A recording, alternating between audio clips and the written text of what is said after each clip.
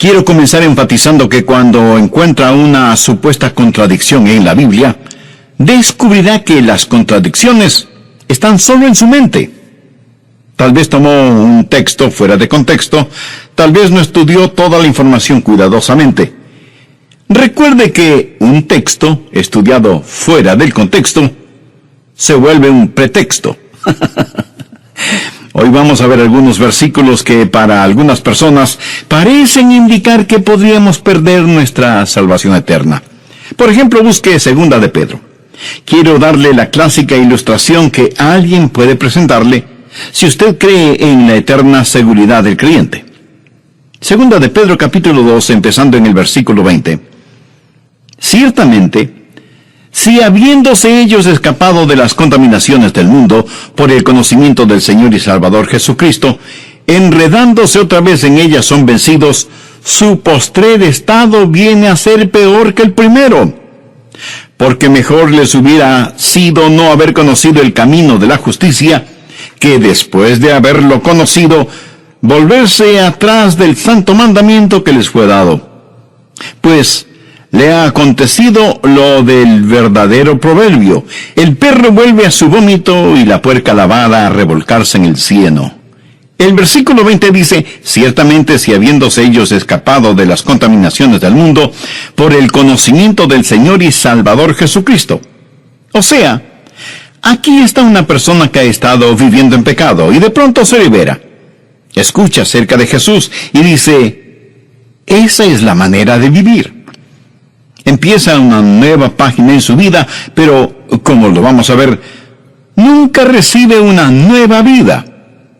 Han escapado de la contaminación del mundo, pero no dicen que son salvos, no dicen que están rumbo al cielo. Han escapado de la contaminación del mundo por el conocimiento de nuestro Señor y Salvador Jesucristo. En otras palabras, han escuchado el Evangelio, saben acerca del Señor Jesucristo, pero se han vuelto a enredar en las cosas del mundo. Detengámonos un instante en la palabra enredar. Literalmente significa tejer algo siguiendo un patrón.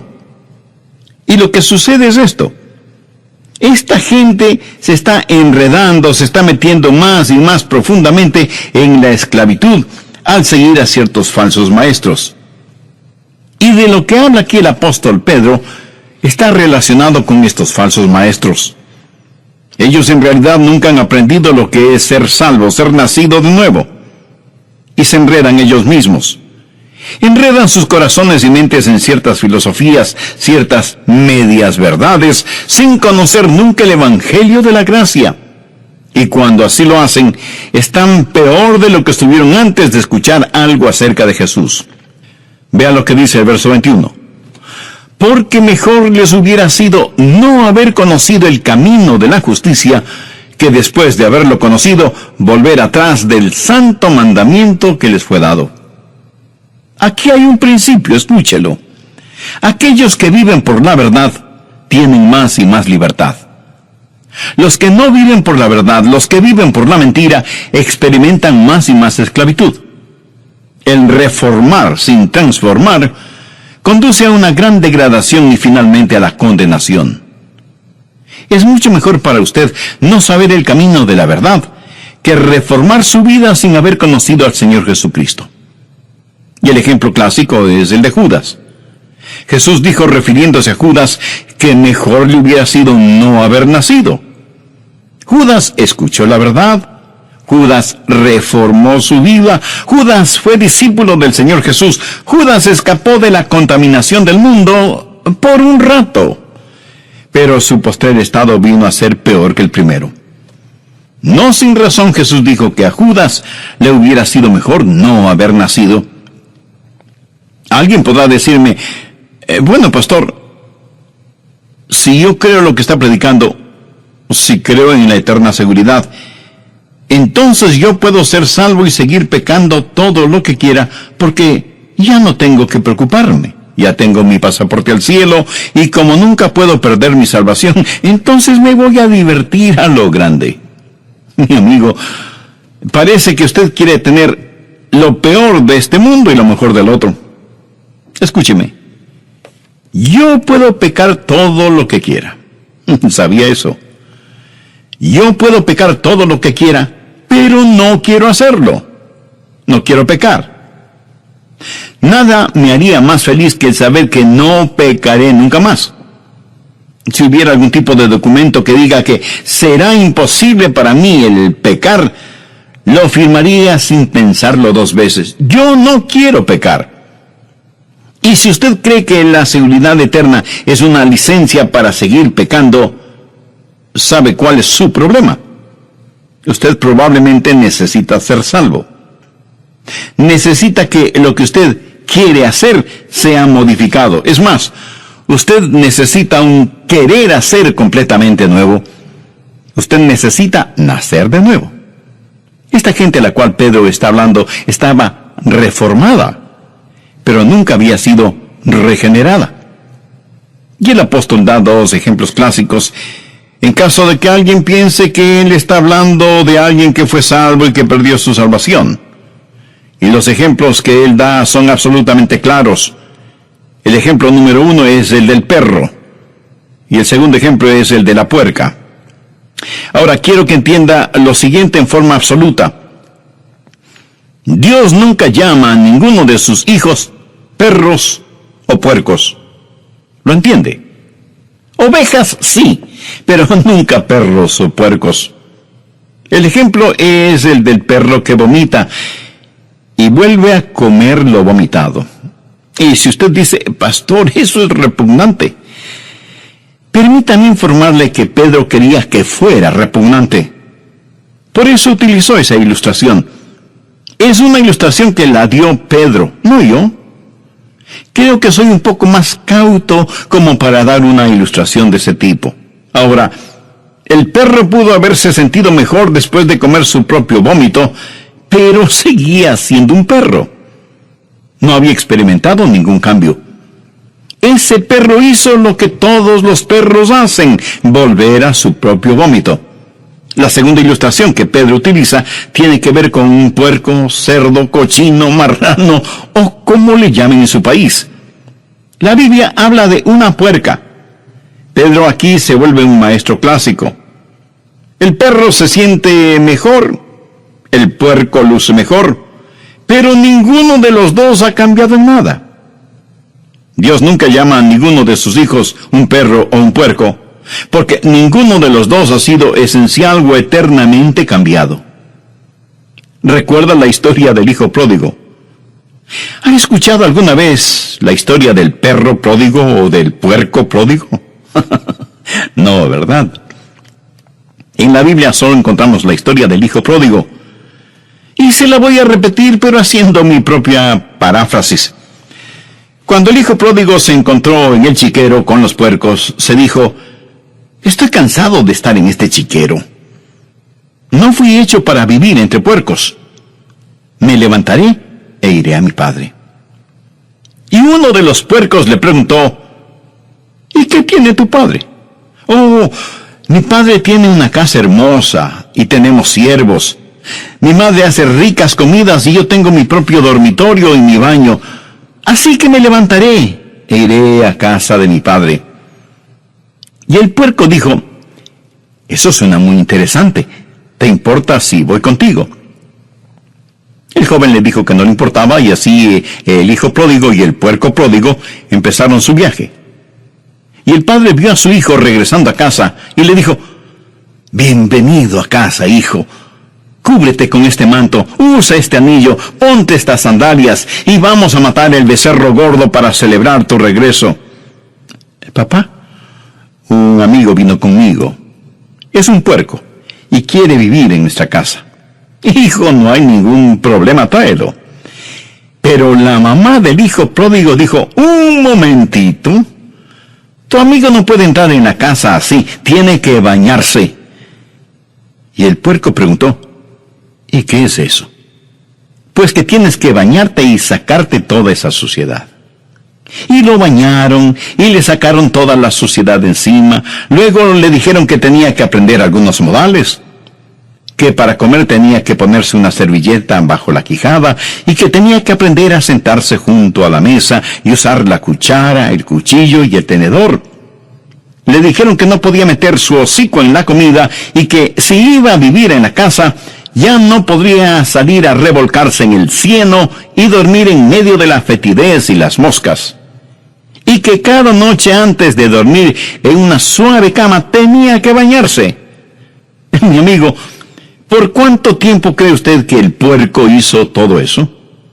Por muy poco tiempo. Un día el puerco dijo: me levantaré e iré a mi padre. Regresaré a mi chiquero. No me gusta esto. Por supuesto que no le gustaba. No pertenecía a esa casa. Pertenecía en el chiquero.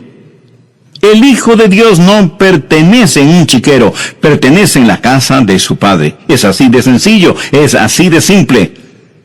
El puerco lavado regresa al cieno. Pedro está hablando de reforma sin regeneración. Cualquier reforma sin regeneración hace a una persona peor de lo que era antes. Ahora veamos Mateo capítulo 24. Este es otro pasaje que la gente usa frecuentemente para tratar de probar que si somos salvos podemos perder nuestra salvación. Mateo 24, los versos del 11 al 13. Y muchos falsos profetas se levantarán y engañarán a muchos, y por haberse multiplicado la maldad, el amor de muchos se enfriará. Mas el que perseverare hasta el fin, éste será salvo. Y alguien pondrá ese versículo frente a sus ojos y le dirá: ¿lo ve? Si quiere ser salvo, tiene que perseverar hasta el fin. Es increíble como muchas personas miran las cosas 180 grados fuera de foco y dicen que para ser salvo hay que perseverar hasta el fin. Pero lo que Dios está enseñando aquí es que para que usted pueda perseverar hasta el fin, tiene que ser salvo. ¿Lo comprende? ¿Quiere saber quién es salvo? Aquel que persevera. Usted no es salvo porque persevere. Usted persevera porque ya es salvo. Los que perseveran hasta el fin son los salvos. No perseveran para ser salvos, perseveran porque ya son salvos.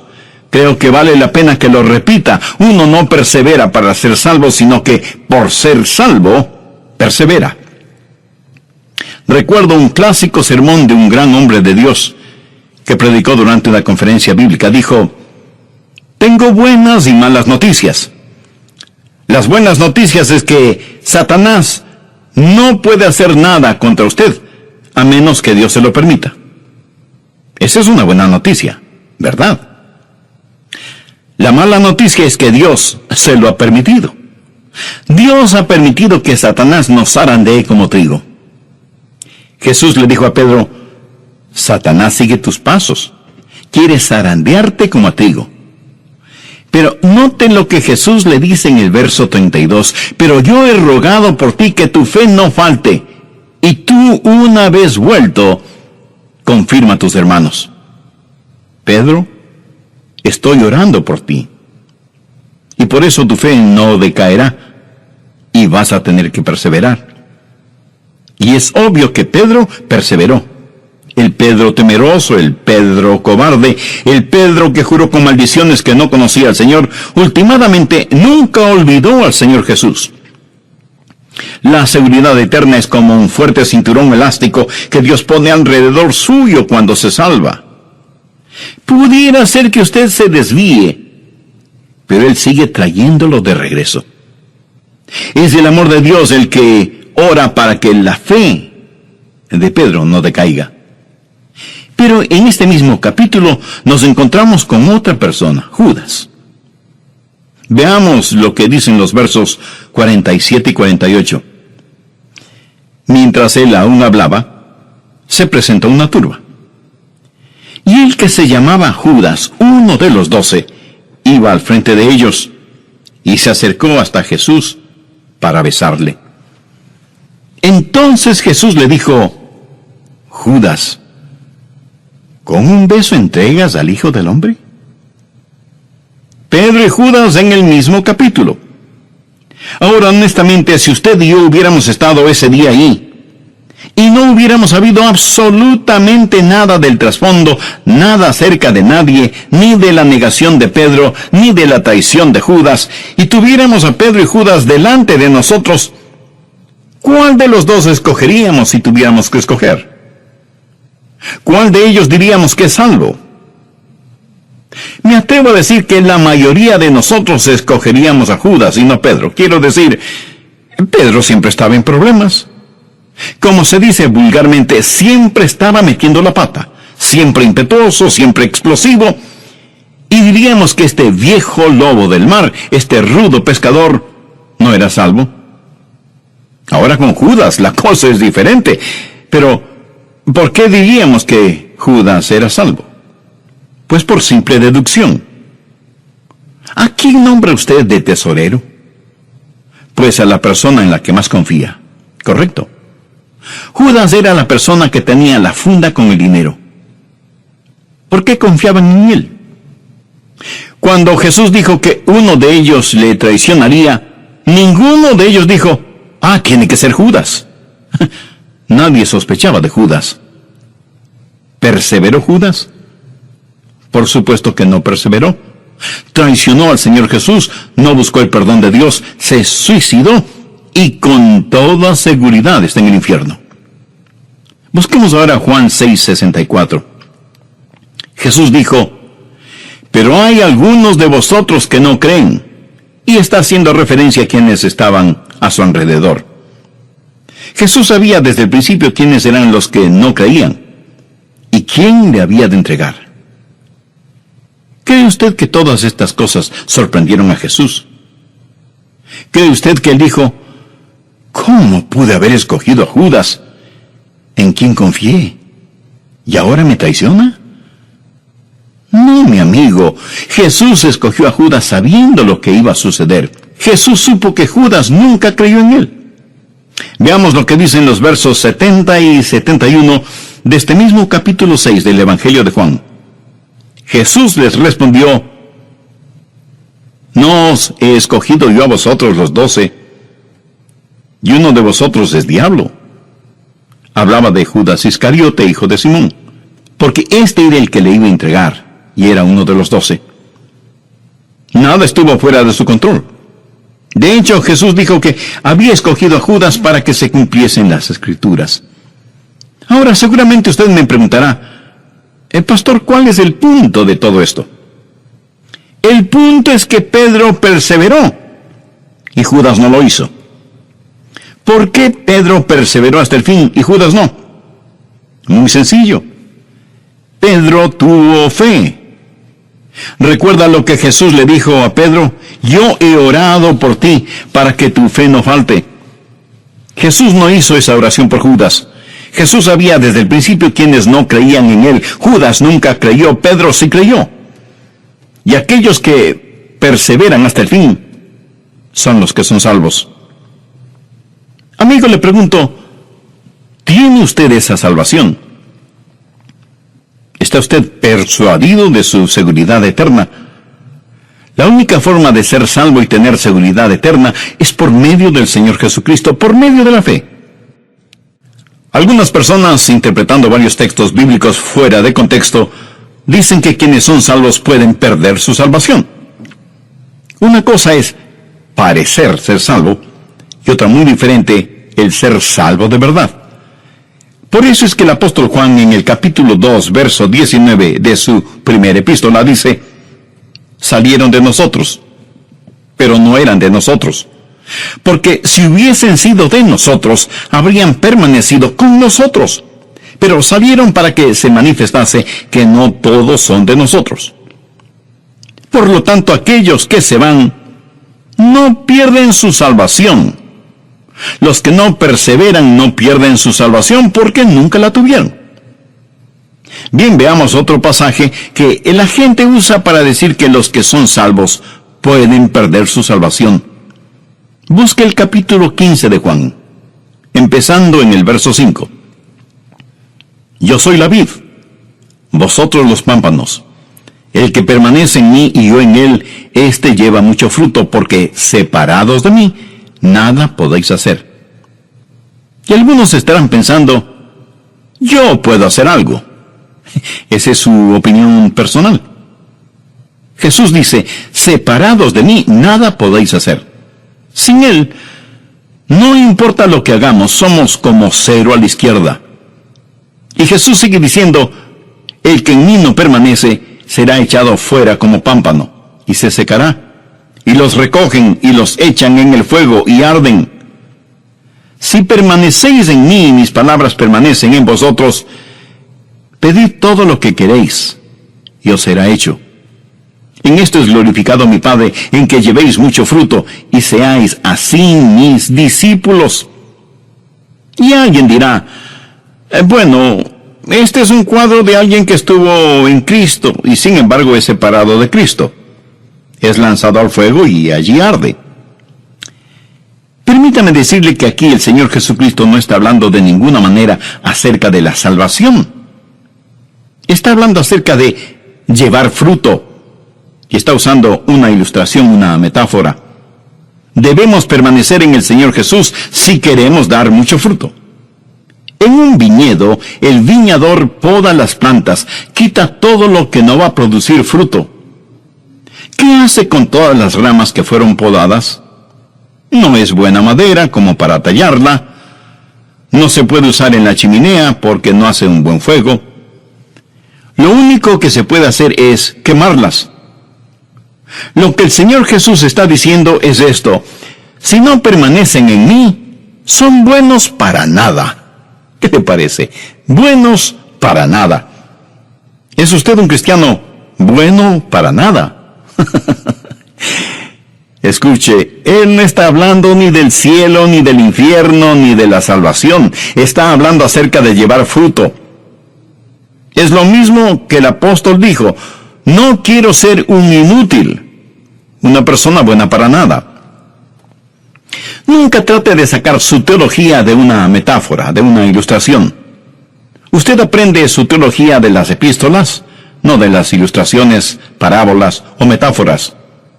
De estas usted aprende maravillosas y prácticas verdades. Si como creyentes vamos a dar frutos, necesitamos permanecer en el Señor Jesucristo. Veamos algo más en Hebreos capítulo 6. He dejado esto para lo último porque esto es lo que mucha gente usa para realmente probar que de alguna manera podemos perder nuestra salvación. En esta porción, el autor de Hebreos está hablando de una imposibilidad. Dice que hay algo que es imposible. Hebreos 6, desde el verso 4. Porque es imposible que los que una vez fueron iluminados y gustaron del don celestial, y fueron hechos partícipes del Espíritu Santo, y asimismo gustaron de la buena palabra de Dios y los poderes del siglo venidero, y recayeron, sean otra vez renovados para arrepentimiento, crucificando de nuevo para sí mismos al Hijo de Dios y exponiéndole al vituperio. Y de inmediato da una ilustración. Porque la tierra que bebe la lluvia que muchas veces cae sobre ella, y produce hierba provechosa a aquellos por los cuales es labrada, recibe bendición de Dios. Pero la que produce espinos y abrojos es reprobada, está próxima a ser maldecida, y su fin es el ser quemada. Pero en cuanto a vosotros, oh amados, estamos persuadidos de cosas mejores que pertenecen a la salvación, aunque hablamos así. Volvamos al versículo 4. Algo es imposible. Dice que es imposible para cierta clase de personas, si es que hacen algo incorrecto, el ser renovadas para arrepentimiento. Ahora quiero decirle que si usted usa esta porción de Hebreos para probar que una persona puede perder su salvación, para usted puede que pruebe demasiado. Pero en realidad, ¿qué prueba? Prueba que usted una vez fue salvo y perdió su salvación. Si esa es la forma en que usa ese versículo. Pero también prueba que usted nunca podrá volver a ser salvo. Si cayeron, es imposible que sean renovados para arrepentimiento. Así que si usted no cree en que una vez salvo, siempre salvo, tiene que creer que 2 veces perdido, para siempre perdido. ¿Entiende de lo que estamos estudiando? Si usted utiliza este versículo de esa manera, tratando de probar que una persona salvada puede perder su salvación, si eso es lo que trata de probar, entonces siga adelante y sea honesto. Y dígales que una vez que pierden su salvación, nunca jamás podrán volver a ser salvos. Porque es imposible el ser renovados para arrepentimiento. Entonces, ¿de qué está hablando aquí? No está hablando de personas que han sido salvadas. Y si usted me pregunta, pastor, ¿cómo sabe que no está hablando de personas que han sido salvas? Bueno, solo hay que leer el verso 9 que dice, pero en cuanto a vosotros, oh amados, estamos persuadidos de cosas mejores y que pertenecen a la salvación. ¿Lo ve? No está hablando aquí de gente salvada, está hablando de personas que vienen hasta el mismo umbral de la salvación y se regresan. Es imposible para estas personas el tener tratos serios con Dios. Gente que conoce la verdad y rechazan la verdad con ojos completamente abiertos. Es imposible traerlas a arrepentimiento. Han cometido el pecado imperdonable. Mírelas. Una vez fueron iluminadas con la palabra de Dios. Mucha gente ha escuchado nuestros programas radiales y han sido iluminadas. Han saboreado el don espiritual, han sido hechas partícipes del Espíritu Santo, han gustado de la palabra de Dios y de los poderes del siglo venidero, han probado todo eso, pero se han apartado. No estamos hablando de una persona que peca por ignorancia, ni de una persona que peca porque no tiene entendimiento. Hablamos de una persona que con todo entendimiento y sabiendo muy bien lo que hace, dice, no quiero a Jesús en mi vida. Permítame ilustrar este punto. Supongamos que usted va de compras al supermercado y ahí junto a los productos lácteos, en una mesita hay un plato con pedacitos de queso. Usted toma un pedacito de queso y lo saborea. Es un queso sabrosísimo. Así que pide 2 libras de ese queso. Termina de hacer sus compras y va a la caja a pagar. Hasta aquí ninguna novedad. Pero cuando la cajera registra el precio del queso, usted no puede creer que sea un queso tan caro. Y usted dice que no está dispuesto a pagar tanto por un simple queso. Y ella le informa que es un queso muy raro, importado, y que ella pensaba que usted lo quería. De otra forma, no lo hubiera pedido.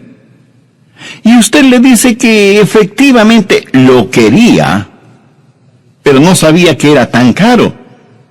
Y que no estaba dispuesto a pagar tanto, por muy raro e importado que fuera el queso. Y no lo compra. Bien, aquí está un individuo que probó ese queso raro y delicioso, lo saboreó en su boca con todas sus glándulas gustativas, sabe que nunca antes había saboreado algo tan exquisito, pero no está dispuesto a pagar lo que vale, y lo deja. Lo rechaza voluntariamente sabiendo muy bien lo que hace. Y ese es su privilegio. Nadie le obliga a comprarlo. Pero recuerde, tampoco nadie le obligó a probarlo. Ahora en Hebreos encontramos una ilustración. Y me fascinan las ilustraciones de la Biblia que lo aclaran todo. Leamos nuevamente Hebreos 6, los versos 7 y 8. Porque la tierra que vive la lluvia que muchas veces cae sobre ella, y produce hierba provechosa a aquellos por los cuales es labrada, recibe bendición de Dios. Pero la que produce espinos y abrojos es reprobada, está próxima a ser maldecida, y su fin es el ser quemada. Bien, ahora vamos a usar nuestra imaginación santificada. Suponga un lote de terreno sembrado con una clase de semilla, y al otro lado otro lote de terreno con otra clase de semilla. Los 2 lotes están separados por una cerca. La lluvia cae sobre ambos lotes. Recuerde que Dios hace que llueva sobre justos e injustos. Y el sol también se derrama sobre ambos lotes. Y los 2 lotes de terreno reciben las caricias de la brisa, tanto como la impetuosidad de los vientos. El un terreno comienza a producir magníficos frutos, pero el otro terreno solo produce espinas y abrojos. La misma tierra, la misma lluvia, el mismo sol, los mismos vientos, pero hay una gran diferencia en lo que producen ambos terrenos. ¿Cuál es la diferencia? La semilla. En un lado, magníficos frutos. En el otro lado, cardos y espinas. Bien, de inmediato usted me preguntará, pastor, ¿y cuál es la aplicación? Escuche con atención. Los miles de oyentes de este programa, todos están escuchando ahora este mismo sermón. Lo oyen y, por así decirlo, pueden saborear la buena palabra de Dios. El Santo Espíritu de Dios trabaja en ambos lados. Y algunos de los que escuchan dirán, sí, a Jesús. Pero otros, en cambio, le dirán, no. Algunos producirán buenos frutos, otros producirán espinos y abrojos. Esto no depende ni del sol, ni de la lluvia, ni de los vientos. No depende ni siquiera del terreno. Todo depende de la semilla que está en el corazón. El libro de Hebreos fue escrito para los judíos, y habla de los judíos que estaban abandonando sus viejos caminos para caminar en el nuevo camino. Estaban saliendo de la antigua dispensación, la legislación del Antiguo Testamento, hacia un nuevo camino. Pero muchos de estos judíos y muchos de los primeros discípulos que vinieron al nuevo camino tuvieron que darle la espalda a las cosas antiguas, y cuando así lo hicieron, fueron perseguidos y muchos de ellos fueron condenados a muerte. Y francamente, como el hombre que compró el queso, no quisieron pagar el precio. Así que le dieron la espalda al Señor Jesús. Lo habían probado, lo habían comido, lo conocían, sabían del Espíritu Santo, estuvieron en la sinagoga, habían escuchado la lectura de las Escrituras, habían escuchado el testimonio de los apóstoles, habían visto las vidas cambiadas. Todo lo habían visto. Pero el libro de Hebreos fue escrito para aquellos que tienen la tendencia de regresar a su antiguo judaísmo, a sus viejos caminos. Aquí están dos judíos. El uno es un genuino creyente, el otro no lo es, nunca ha sido salvo. Él tiene mucha influencia, pero nunca ha sido salvo.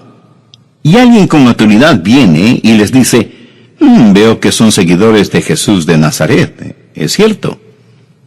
Y ambos hombres contestan que sí. Y les dice, quiero que sepan que si persisten en seguir a Jesús, encontrarán la muerte. ¿Lo entienden?